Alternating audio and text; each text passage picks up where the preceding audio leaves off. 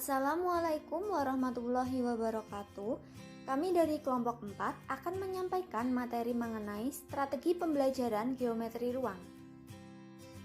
Dengan anggota kelompok yang pertama Ainun Jariyah, yang kedua Alvina Elda Damayanti, yang ketiga Rahmawati Miftahul Jannah, yang keempat Febiana Putri, dan yang kelima Cahyo Aji Pamungkas. Selamat menyaksikan.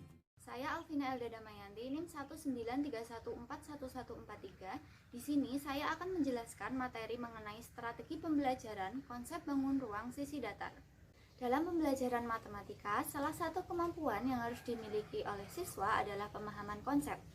Maka dari itu diperlukan suatu konsep strategi pembelajaran. Strategi pembelajaran sendiri merupakan perpaduan dari urutan kegiatan pembelajaran yang dikaitkan dengan metode, media yang digunakan, waktu yang dibutuhkan oleh guru dan siswa dalam proses pembelajaran untuk mencapai tujuan pembelajaran yang telah ditentukan. Dalam merencanakan dan melaksanakan strategi tersebut, dapat menggunakan berbagai metode dan media pembelajaran yang tepat. Dalam pembelajaran matematika sendiri terbagi atas banyak cabang, diantaranya aljabar, geometri, aritmatika, statistika, dan masih banyak lagi. Bangun ruang merupakan salah satu bagian dari geometri yang secara sederhana mulai diperkenalkan sejak tingkat sekolah dasar.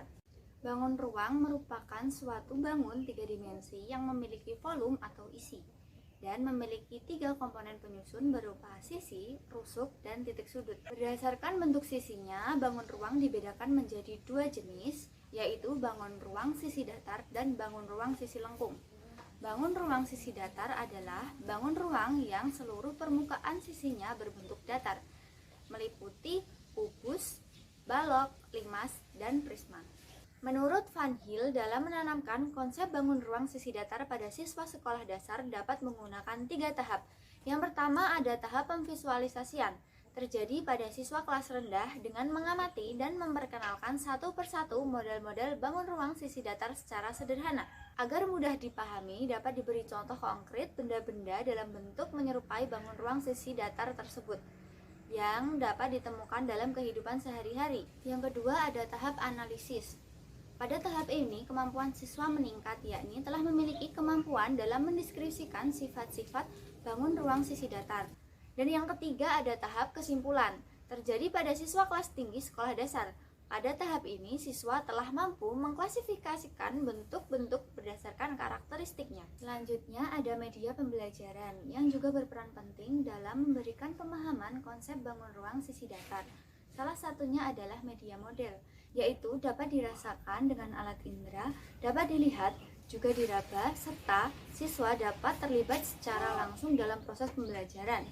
Dengan menggunakan media akan lebih mudah untuk mengarahkan siswa meningkatkan pengetahuan, pemahaman, kemampuan, nilai, sikap, dan minat dalam mengenal bentuk-bentuk geometri bangun ruang sisi datar, sehingga tujuan pembelajaran dapat tercapai. Materi selanjutnya adalah macam-macam bangun ruang sisi datar. Nah, macam-macam bangun ruang sisi datar itu ada 4. Yang pertama ada kubus, yang kedua ada balok, yang ketiga ada prisma, dan yang terakhir ada limas. Yang pertama itu kubus. Kubus adalah bangun ruang 3 dimensi yang dibatasi oleh 6 bidang sisi yang kongruen berbentuk persegi. Yang kedua ada balok. Balok adalah bangun ruang yang dibatasi oleh 3 pasang sisi sejajar yang berbentuk persegi panjang dengan setidaknya terdapat 1 pasang sisi sejajar yang memiliki ukuran yang berbeda. Nah, yang ketiga adalah prisma. Prisma adalah bangun ruang yang dibatasi oleh sisi alas dan sisi tutup serta sisi-sisi tegak yang berbentuk persegi atau persegi panjang. Yang terakhir adalah limas. Limas adalah bangun ruang sisi datar yang dibatasi oleh sebuah sisi alas yang berupa segi banyak dan sisi-sisi tegak yang berbentuk segitiga. Selanjutnya ada ciri-ciri bangun ruang sisi datar. Yang pertama ada bangun kubus. Kubus memiliki jumlah sisi 6 yang berbentuk persegi dengan luas dan panjang yang sama. Mempunyai 12 rusuk, serta semua sudutnya berbentuk siku-siku.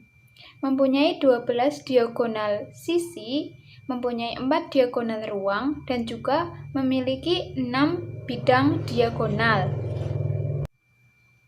Bangun ruang selanjutnya yaitu balok.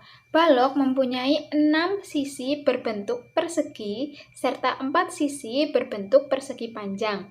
Bidang alasnya berbentuk ABCD serta bidang atasnya berbentuk EFGH. Kubus memiliki 8 titik sudut, 4 diagonal ruang, serta memiliki 6 bidang diagonal. Bidang ketiga yaitu ada prisma. Prisma memiliki ciri-ciri yang pertama, sisi yang tegak dengan bentuk persegi panjang, jajar genjang dan juga persegi. Memiliki bagian alas dan atas yang sama. Ada beberapa jenis bangun prisma. Yang pertama ada prisma segitiga, prisma segi empat, dan juga lain sebagainya. Rusuk prisma ada 2, yaitu prisma tegak dan juga prisma miring. Bangun ruang sisi datar yang terakhir ada limas. Limas memiliki ciri-ciri yang pertama, mempunyai 4 buah titik sudut, mempunyai 6 buah rusuk, serta mempunyai 4 bidang sisi. Bangun ruang sisi lengkung adalah bangun ruang yang memiliki sisi lengkung seminimalnya 1 sisi lengkung. Mempelajari bangun ruang sisi lengkung merupakan komponen penting dalam pembelajaran matematika karena memungkinkan siswa untuk menganalisis dan menafsirkan berbagai hal yang terjadi dalam kehidupan sehari-hari serta membantu mereka dalam mengoperasikan materi lainnya. Oleh karena itu, siswa perlu mengembangkan pemahaman tentang konsep bangun ruang sisi lengkung serta memiliki keterampilan mengaitkan tentang geometri lainnya yang memadai. Dengan demikian, pembelajaran matematika tentang bangun ruang sisi lengkung harus dirancang dengan baik untuk mencapai keberhasilan dan memahami materi selanjutnya yang berkaitan dengan bangun ruang sisi lengkung. Ada 2 cara untuk membelajarkan bangun ruang sisi lengkung, yaitu pertama siswa dikenalkan model dunia nyata, kemudian dibawa ke model geometrinya atau matematisnya. Cara kedua adalah keunsuran, di mana pembelajaran dimulai dengan titik garis bangun datar dan kemudian ke bangun ruang. Cara pertama sering disebut dalam geometri sebagai cara informal. Aktivitas dari pembelajaran ini adalah memberikan kesempatan kepada siswa untuk mengeksplorasi, merasakan, dan melihat, menyusun dan memisahkan, serta melakukan observasi tentang bangun ruang di lingkungan sekitar mereka. Aktivitas melibatkan pengkonstruksian, visualisasi, perbandingan, transformasi, dan pengklasifikasian. Bangun ruang, pengalaman, dan pengeksplorasian tersebut dapat berlangsung pada level pengalaman yang berbeda dari sejumlah bangun dan tampilannya sebagai pada sifat-sifat bangun dan hubungan-hubungan di antaranya sifat-sifat bangun itu. Pembelajaran bangun ruang sisi lengkung ini di sekolah sebaiknya diarahkan pada penyelidikan dan pemanfaatan ide-ide serta hubungan-hubungan antara sifat-sifat bangun ruang sisi lengkung dalam belajar bangun ruang sisi lengkung. Siswa diharapkan dapat memvisualisasi, menggambarkan, serta membandingkan bangun-bangun ruang dalam berbagai posisi sehingga murid dapat memahaminya.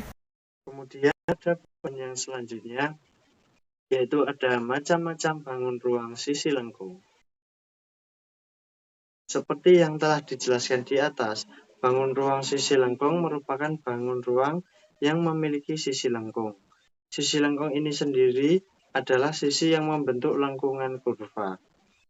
Dalam bangun ruang sisi lengkung terdapat 3 macam bangun ruang, antara lain yaitu yang pertama ada tabung. Bangun tabung merupakan suatu bangun ruang 3 dimensi yang mempunyai tutup dan alas sebuah lingkaran dengan memiliki ukuran yang sama dan diselimuti oleh persegi panjang. Kemudian yang kedua ada kerucut. Kerucut merupakan salah satu bangun ruang yang memiliki sebuah alas berbentuk lingkaran dengan selimut yang mempunyai irisan dari lingkaran. Di dalam geometri kerucut merupakan sebuah limas istimewa yang memiliki alas lingkaran. Kerucut mempunyai dua sisi dan satu rusuk. Sisi tegak kerucut tidak berwujud segitiga, namun berwujud bidang miring yang disebut dengan selimut kerucut. Kemudian yang ketiga yaitu ada bola. Bola merupakan salah satu bangun ruang sisi lengkung yang dibatasi oleh satu bidang lengkung, atau juga bisa didefinisikan sebagai sebuah bangun ruang berbentuk setengah lingkaran yang diputar mengelilingi garis tengahnya. Untuk contoh-contohnya, berikut penjelasannya. Ciri-ciri bangun ruang sisi lengkung. Pertama ada bangun tabung. Ciri-ciri tabung yang pertama adalah bidang alas dan bidang atap tabung berupa lingkaran yang jari-jarinya sama. Tinggi tabung adalah jarak antara titik pusat lingkaran atas dan titik pusat lingkaran bawah atau alasnya. Sisi alas yaitu berbentuk lingkaran dengan pusat P1, sedangkan sisi atas berbentuk lingkaran dengan pusatnya P2. Bangun yang kedua yaitu ada kerucut.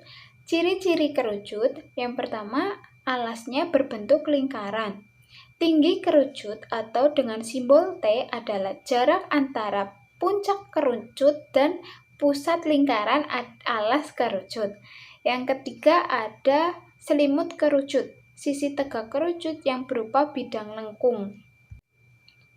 Yang ketiga atau yang terakhir adalah bola. Ciri-ciri bola yaitu yang pertama, hanya mempunyai sebuah sisi yang merupakan bidang lengkung. Tidak mempunyai rusuk dan juga titik sudut. Pusat bola adalah 0 atau lingkaran.